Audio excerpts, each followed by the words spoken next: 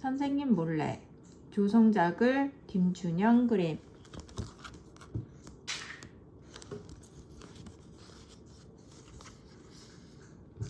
(67) 아니면 (68) 시험지에 자꾸 운동화가 어른거립니다. 마음을 다잡고 눈을 크게 뜨고 시험지를 바라보았습니다. 어제 열심히 공부를 한 덕분인지 문제가 쉽게 풀렸습니다. 9문제는 쉽게 풀었는데 딱 1개가 어렵습니다. 답을 썼다. 아닌 것 같아 다시 지웠다. 그래도 아까 쓴 답이 맞는 것 같아 다시 썼습니다. 한 문제가 은지 속을 답답하게 합니다. 요 한 문제만 잘 풀면 분명 100점일 텐데, 그러면 새 운동화가 날 기다리고 있을 텐데. 다시 지우개로 지웠더니 시험지가 너덜너덜해졌습니다. 한 번 더 지우면 시험지가 찢어질지도 모릅니다. 짝꿍 민경이의 시험지에 슬금슬금 눈길을 주었습니다. 민경이는 한쪽 팔로 시험지를 가리고 검토를 하고 있었습니다. 민경이는 답을 쓸 때도 한쪽 팔로 가리는 신용을 합니다. 보이지도 않는데. 은지는 입술을 내밀며 결심한 듯 답을 고쳐 썼습니다. 공연히 아랫배가 아프더니 화장실에 가고 싶어졌습니다. 딩동댕. 수업 끝나는 종이 울렸습니다. 자, 시험 끝이에요. 아이들이 우르르 교실을 벗어납니다. 은지는 민경이의 팔을 붙잡고 물었습니다. 민경아, 9번 답이 뭐야? 물론 민경이보다 수학을 더 잘하는 민기가 있지만 민기에게 물어보려니 자존심이 상합니다. 민기에게 무엇을 물어보면 항상 그것도 몰라? 라고 말하기 때문입니다. 민경이는 잠깐 생각을 고르더니 말했습니다. 9번 답? 내가 어떻게 기억해? 에이, 실망입니다. 할 수 없이 민기에게 물었습니다. 그것도 몰라? 68이지. 은지는 그만 한숨을 푸 내쉬었습니다. 처음엔 분명 68로 썼는데 아닌 것 같아 67로 쓴 것이 분명합니다.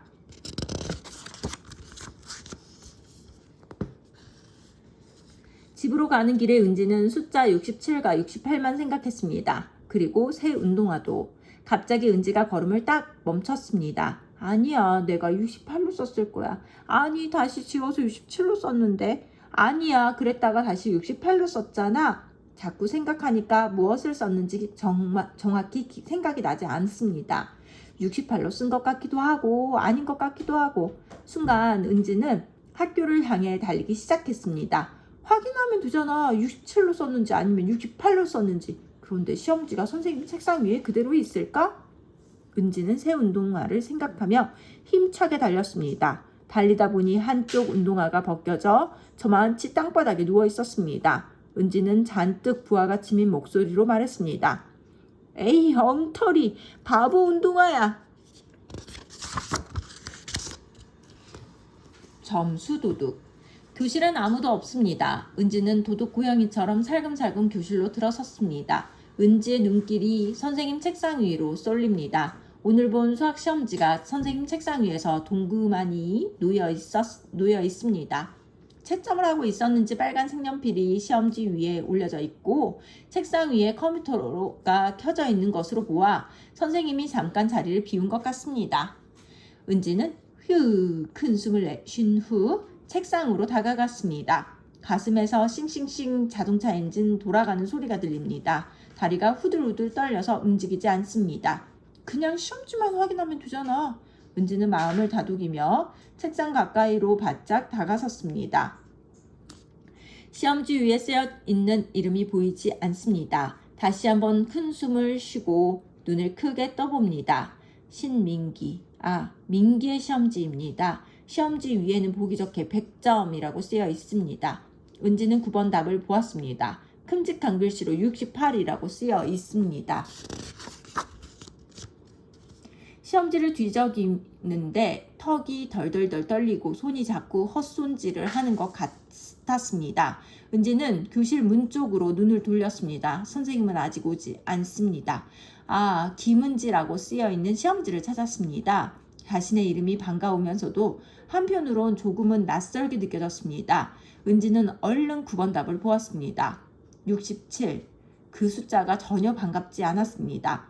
눈앞에 나타났던 새 운동화가 거품처럼 폭 꺼지고 말았습니다. 은지 눈에 시험지 옆에 누워있는 연필이 보였습니다. 은지는 얼른 연필을 들어 칠을 8로 바꾸었습니다. 굳이 지우지 않아도 연필로 더 쓰기만 하면 되었습니다. 후유.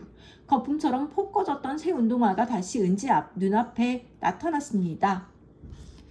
긴 숨을 내쉬며 주변을 두리번거리다 칠판 위에 있는 태극기와 눈이 딱 마주쳤습니다. 갑자기 태극기의 파란색과 붉은색의 태극 문양이 커다란 눈이 되어 은지를 또렷이 쳐다보는 것 같았습니다.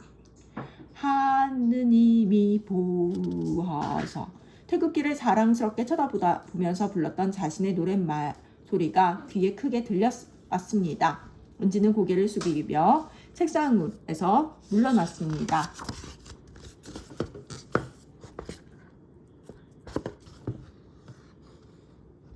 그때였습니다. 또각또각. 선생님의 발자국 소리입니다. 어머, 은지네. 은지는 얼른 책상에서 물러나 얼음처럼 꼿꼿하게 서 있었습니다. 까만 치마와 하얀 블라우스를 입은 선생님이 오늘따라 거인처럼 커 보였습니다. 웬일이야? 뭘 놓고 갔니? 은지는 겁먹은 얼굴로 머리만 끄덕였습니다. 그러고는 선생님에게 인사를 하고 교실 문을 나섰는데 너무 서두르다가 그만 문에 머리를 부딪히고 말았습니다. 저런, 괜찮니? 조심해야지. 은지는 다시 한번 선생님께 고개를 숙인 후 집을 향해 달름박질을 했습니다. 누가 쫓아오는 것도 아닌데 뒤도 돌아보지 않고 뛰었습니다.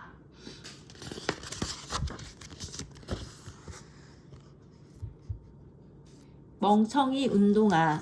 집에 거의 다 왔습니다. 은지는 숨을 몰아쉬며 뒤를 돌아봤습니다. 아무도 없습니다. 어찌나 정신없이 달렸는지 가슴이 찢어질 것처럼 따가웠습니다.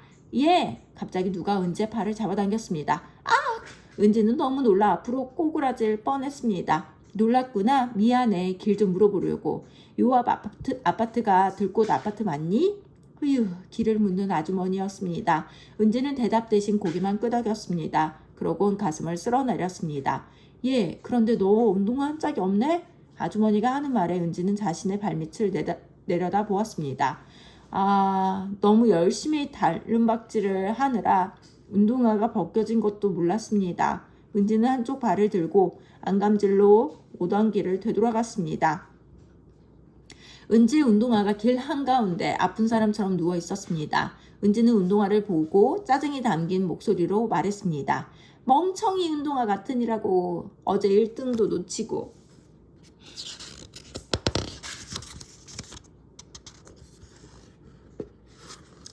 어제 모든 별 달리기 시합이 있었습니다. 은지야, 힘을 내, 힘내. 민경이가 악을 쓰고 질러대는 소리가 따갑게 은지의 귀에서 왕왕댔습니다.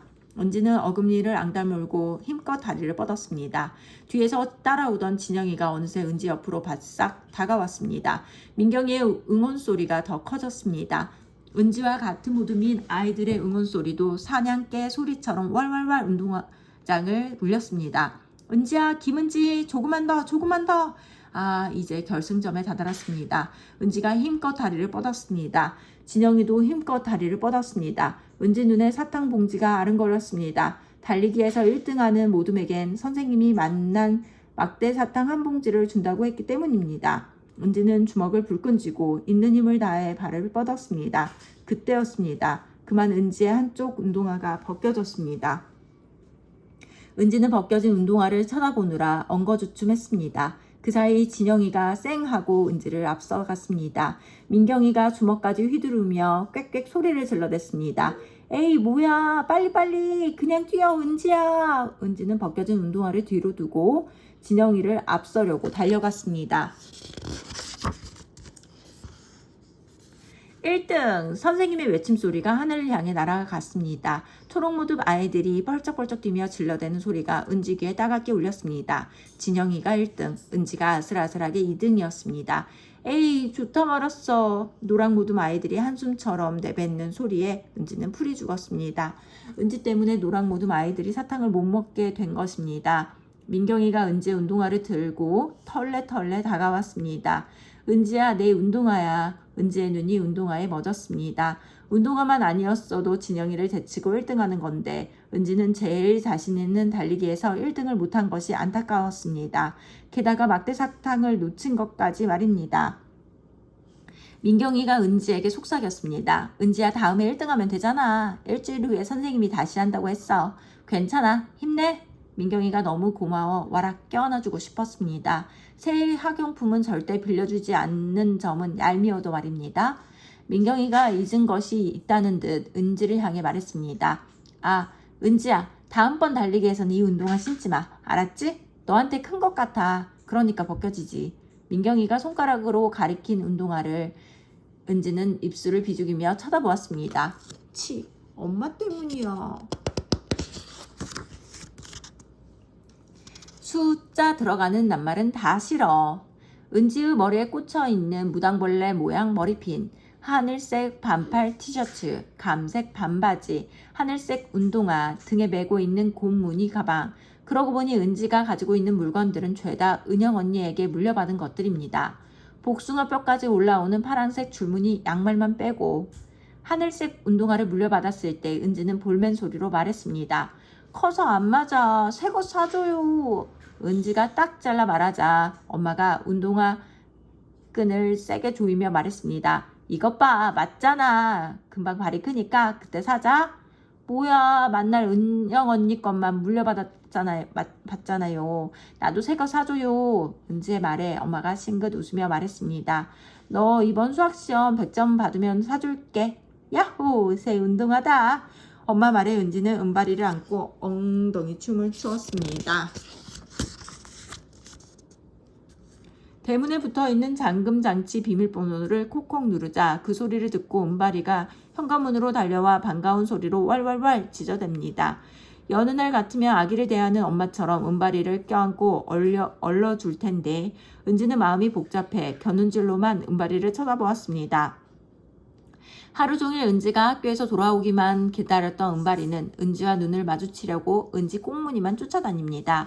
갑자기 엄마가 비명을 질렀습니다. 은지야! 너 또? 은지는 엄마가 손가락으로 가리키는 곳을 보았습니다. 아, 은지의 발바닥 자국이 큰 점처럼 보기 흉하게 나 있었습니다. 너 어제도 그랬잖아. 엄마는 울상을 지으며 얼른 은지의 발바닥을 들춰보았습니다. 뭐야? 양말에 구멍까지 났잖아. 어제도 그렇고 도대체 양말이 하루를 못 견디네. 은지는 양말을 벗으며 부르퉁하게 말했습니다. 운동화가 크니까 그렇죠. 그제야 엄마가 물었습니다. 아참, 오늘 수학시험 잘 봤어? 은지는 갑자기 얼어붙은 것처럼 엄마 눈만 말똥말똥 쳐다봤습니다. 수학이라는 말이 갑자기 가슴을 짓눌렀기 때문입니다. 은지는 말없이 책상 앞에 앉았습니다. 은지야, 손 씻고 수박 먹어. 갑자기 수박의 숫자가 화살이 되어 가슴을 찌르는 것 같았습니다. 은지는 가슴이 뜨끔했습니다. 그렇게 좋아하던 수박이 조금 싫어졌습니다.